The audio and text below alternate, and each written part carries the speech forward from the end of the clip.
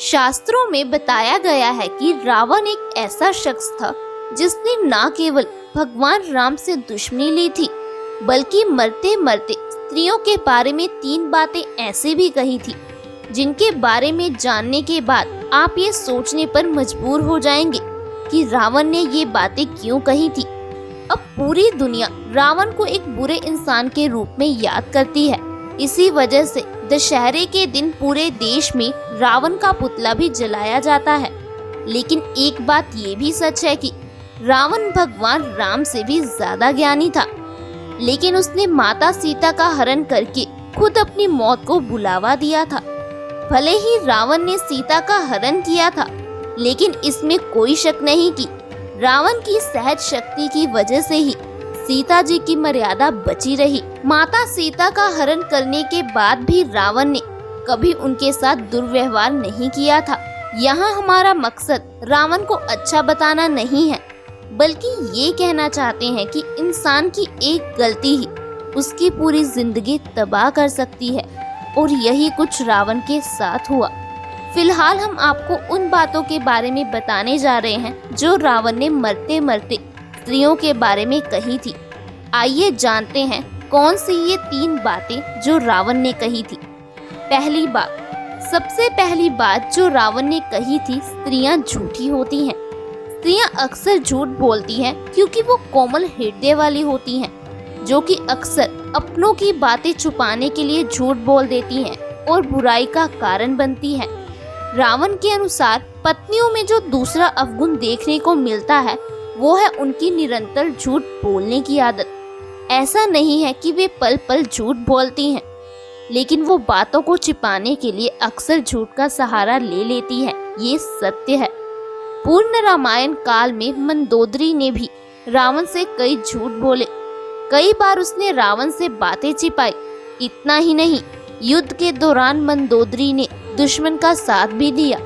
रावण के अनुसार पत्नियां अक्सर झूठ बोलकर खुद भी फंसती हैं और अपने पति को भी दुविधा में डालती हैं, लेकिन सच एक ना एक दिन सामने आ ही जाता है, फिर उन्हें इस बात का पछतावा होता है।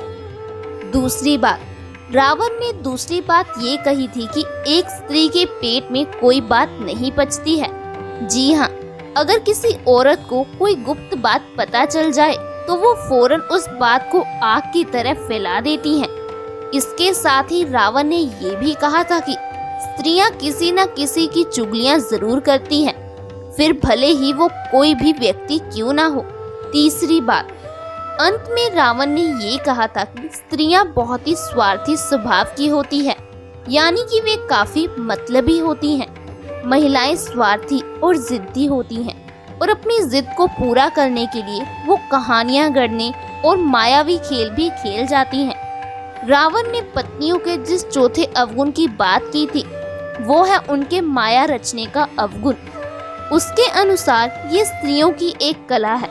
वो जानती है कि किस समय क्या करना है ताकि परिस्थिति उनके अनुकूल हो।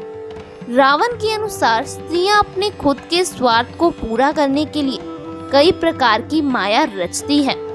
दुनिया उनकी इस माया से बेखबर होती है। अपना काम सिद्ध कराने के लिए महिलाएं क्या क्या करती हैं, इसकी भी चर्चा की है लंकापति रावण ने।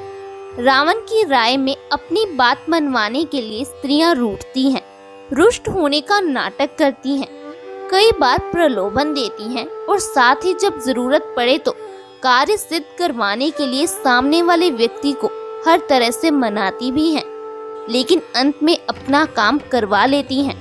इसके अलावा रावण ने बताया था कि महिलाएं घबरा जाती हैं। यद्यपि महिलाएं साहसी होती हैं, लेकिन विकट परिस्थितियां आते ही वो बहुत जल्दी हथियार डाल देती हैं। रावण ने पत्नियों के जिस 5वें अवगुण की बात की है वो है उनका डरपोक होना। स्त्रियां बहुत जल्दी घबरा जाती हैं। परिस्थिति में यदि वे अचानक बदलाव देख लें तो डर जाती हैं। आगे क्या होगा? मंदोदरी ने भी कुछ ऐसा ही बर्ताव किया। जब उसे मालूम हुआ कि श्री राम, जो स्वयं शिव जी के परम भक्त हैं, वे रावण से युद्ध करने के लिए लंका पहुंच गए हैं, तो उसने अपने पति की मृत्यु का भय सताने लगा। इसी डर के कारण उसने अपने पति को युद्ध न लड़ने की सलाह दी। अपना बल दिखाने से पहले ही हार मान लेने और क्षमा मांगने के लिए कहा। तो दोस्तों, ये थी वो कुछ बातें जो रावण ने स्त्रियों के बारे में कही थी। अगर आपको ये वीडियो पसंद आया हो तो वीडियो को लाइक और शेयर जरूर करें और साथ ही हमारे चैनल को सब्सक्राइब कर लें। जय श्री राम। धन्यवाद।